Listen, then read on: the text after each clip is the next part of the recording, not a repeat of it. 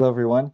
I wanted to go over this thing that's been making the rounds on social media. Evidently, it first came up on WhatsApp, and then it's been going around on all the social media platforms. It is evidently notes from a call with Edward Ryan, Director of International Infectious Diseases at Massachusetts General Hospital. I was alerted to this because my mother sent this to me, and I know by the time my mother gets something, it's really making the rounds. Um,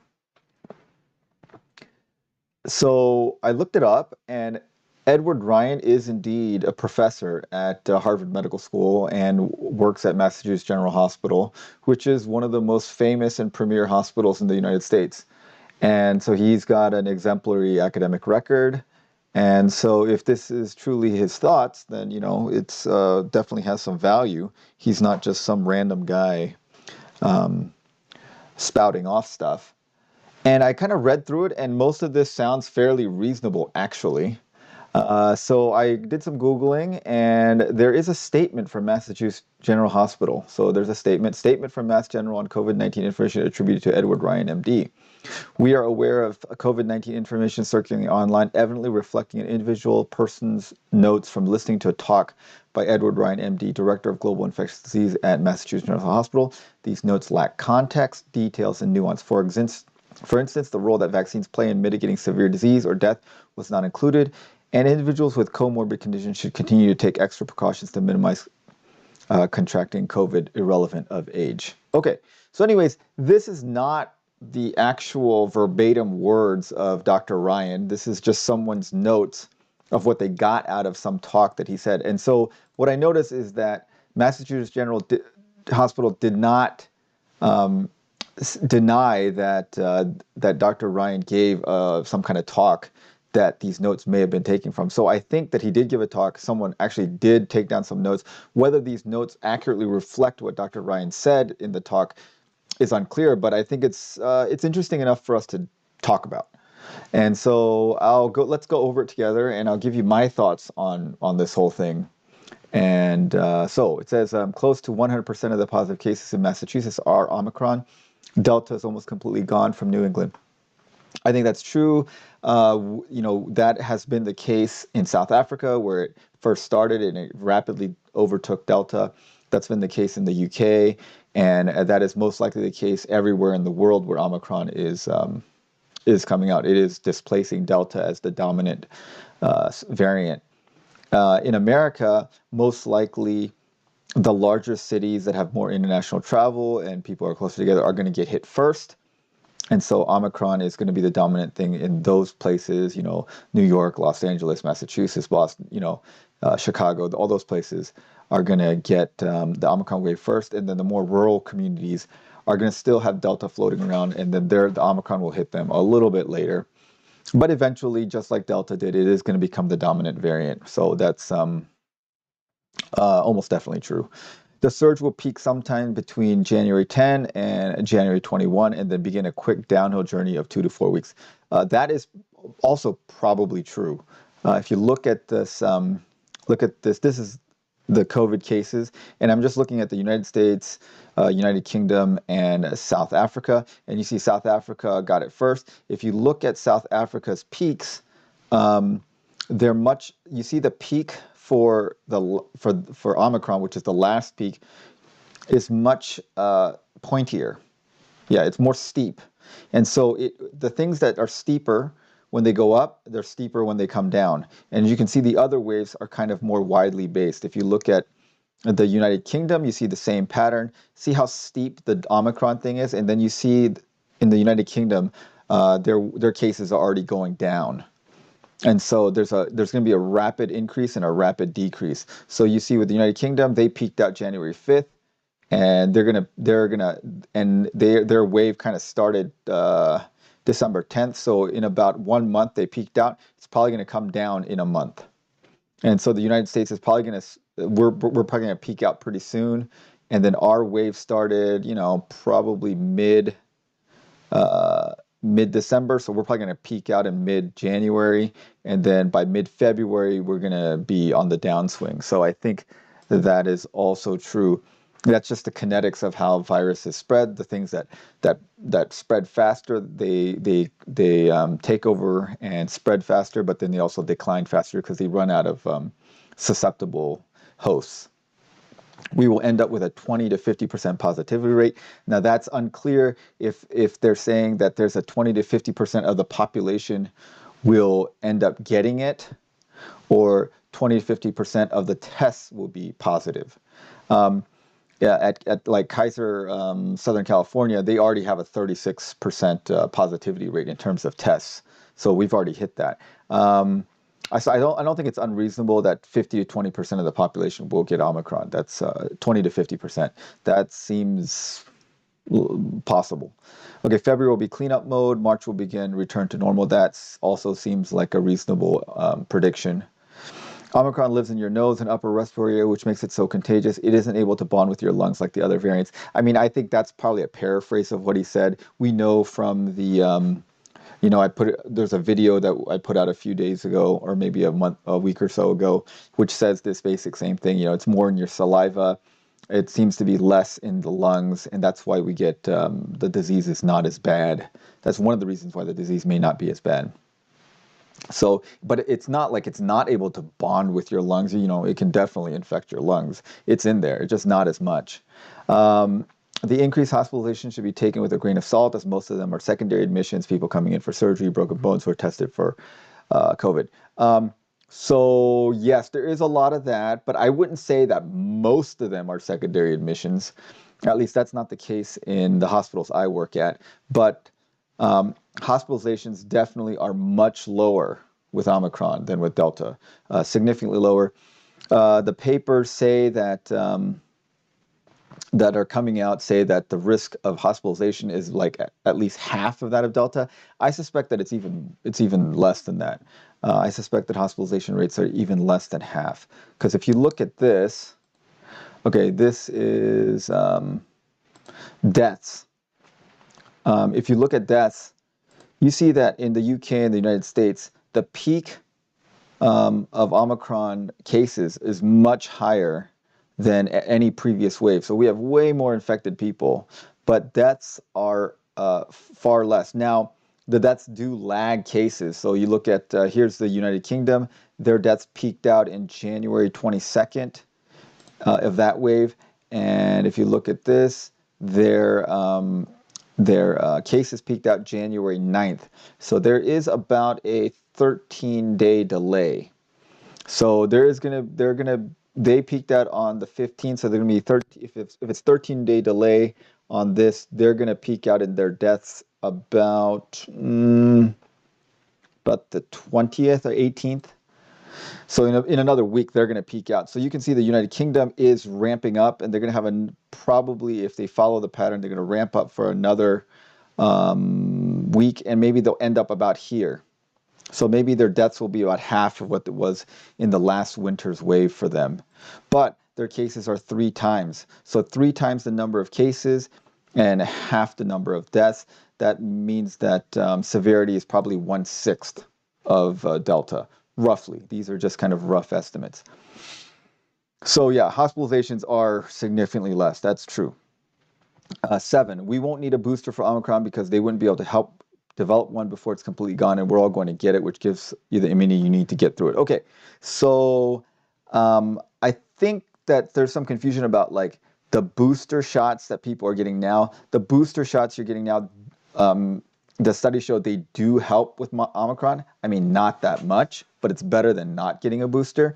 But then I guess the question is Omicron isn't that bad. Do you really need a booster for something that's not so bad? Like that could possibly be 6 times less. Well, I think what he's talking about here is a booster specific for Omicron. And Pfizer CEO has said that they are working on one and they will have one ready in March. But then by March, the Omicron wave will be basically over. I mean, people who have gotten it, who are getting it, will have gotten it. It's so contagious that you're probably going to get exposed to it. And so if you're susceptible, you probably will have gotten it by then. So it is true, by the time they get it, the Omicron wave will be basically over. Okay, this is where it starts being a little bit where I don't know that I completely agree with it. COVID will join the other four coronaviruses we deal with that cause the common cold. So yes, there are four coronaviruses that have been circulating and caused the common cold for a long time. And what's possible is that COVID will join them and will just become one of the endemic viruses that cause the common cold, a relatively mild respiratory illness. That's possible. And that's possible only if it doesn't mutate again. So let's say that Omicron mutates to another variant, and the next variant is more severe and also infectious, and has changed its protein structure so that the Omicron immunity does not protect you against the next variant. Just like Omicron has changed enough that our current, that having previous infection with Delta through natural immunity and vaccination with the wild type vaccines don't give you much protection against Omicron, or not very good protection. I mean, it does give you some, but not much. And so if there's another COVID variant that's worse, then this will not happen. We'll go through another wave again with the next variant. Now, if it doesn't change into a more, if this is kind of like the maximum infectious virus that COVID can become, and it doesn't mutate again to an escape virus that we can catch again, then this is true. It will become this endemic kind of relatively mild respiratory illness. So I hope that's true. But that may or may not be true, depending on what the virus does. Okay, 40% of those infected will be asymptomatic. Probably true. There's some papers that show that about 40% of these infections are asymptomatic, so people just don't even know. Rapid tests are 50 to 80% sensitive with those symptoms and 30 to 60% sensitive to those without symptoms. That's also true. Rapid tests are not very sensitive, so you cannot depend on them necessarily to prove that someone does not have COVID. Contact tracing is worthless because we're all going to get it, and there's no way we keep up with it. So yeah, I wouldn't say that it's worthless, but it's probably not worth doing, because it's true. There's so many people with Omicron that the contact tracing is essentially will capture everyone in the whole country, like after like one or two steps of removal from the source. So yes, I think contact tracing is not helpful in this case. We're fighting the last war with COVID, and we should be paving back to normal life, but society isn't quite ready for it yet. Okay, so I hope that's true, and that's true if 8 is true, if it becomes this. So if this becomes a mild illness and there's no further variants that can overtake it, that cause more severe illness, then yes, this is it. This is kind of like, this is the end. And COVID is just going to become an endemic virus with something that's pretty mild. Now, I was planning on waiting until last February. I kind of made a prediction video, and that's essentially what I said. At some point, it's going to become endemic, and we're going to live with it. This is a little more optimistic in saying that we're going to live with it as a very mild disease like the common cold. I don't know that Omicron is the common cold. It's definitely not that. I'll show you some numbers that talk about that, but it's definitely not bad, not as bad as Delta. So that's good. There's no need to stay home from work or be a hermit unless you're immunocompromised, 85 or older. But he does recommend staying away from large gatherings. Okay, so yeah, I don't think this is that. It's definitely not as scary as Delta. So the fear level can be much less for sure. Everyone's different in their risk assessment. Some people go skydiving, and some people are totally fine with like free diving, that kind of stuff, and other people want to be super duper safe. So that's risk assessment is basically very individual. Spring and summer will be really nice. Maybe, possibly, hopefully. That's dependent on whether 8 becomes true. Like, is there another variant that it will morph into that can overtake it and is more dangerous? and we don't know that. So that's what we don't know. Okay, so one of the things that this brings up is, at what point do we kind of start treating this like the flu? Because we have the flu every year, and initially they said that, oh, this is just the flu. Some people were like, why are we making a big deal of it? It's just the flu. Well, it's clearly not the flu at the beginning. Okay, and I'll show you what I'm talking about. Here's the risk of the case fatality rate. So case fatality rate is you take the number of deaths and you divide it by the number of cases.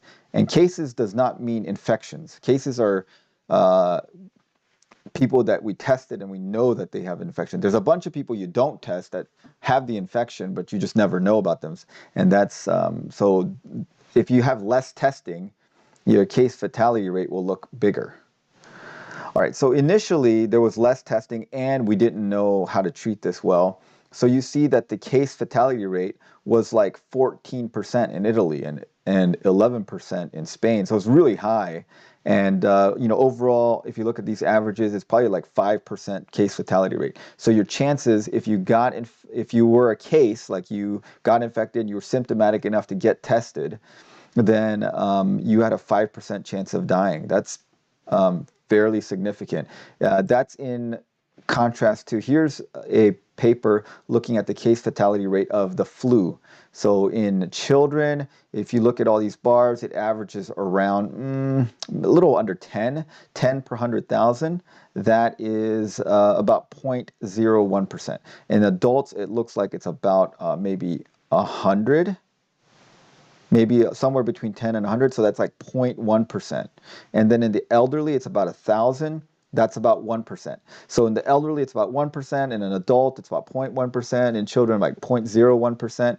So the flu is like in the overall, probably like 0.1, 0.2% case fatality rate. That's in contrast to 5%. That is, 10 to 20 times higher.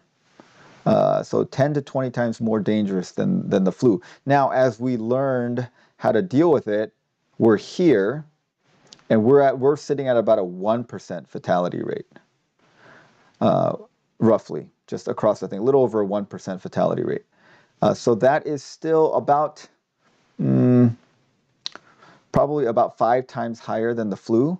But if this is true, and this pans out that it's about 6 times less than Delta in terms of fatality, then Omicron's fatality rate would be very similar to the flu, like almost the same. And at that point, do we treat it like the flu?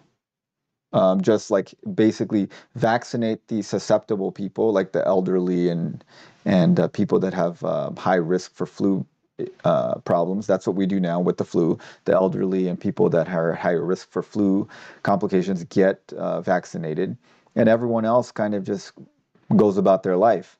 And that is an interesting thought process for policymakers to think about. But yeah, so I agree with almost all of this. I want to agree with 8 and 12. I want to agree with that, and I hope that that's true, but that's kind of unknown. We just don't know if there's going to be another variant that takes over and is worse than Omicron. I hope not. And then if it doesn't, then this will be true, and this is the end. But if there's another variant, then we're gonna kind of go through it again. But I think eventually we will, with enough variants and us getting exposed over and over again, the people that do survive are the one. It'll become less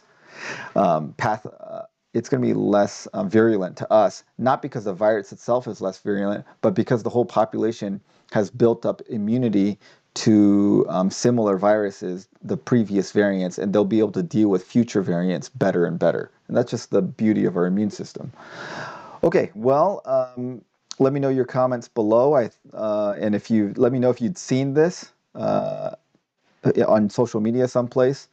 And yeah, let me know your thoughts. Thanks for watching, guys.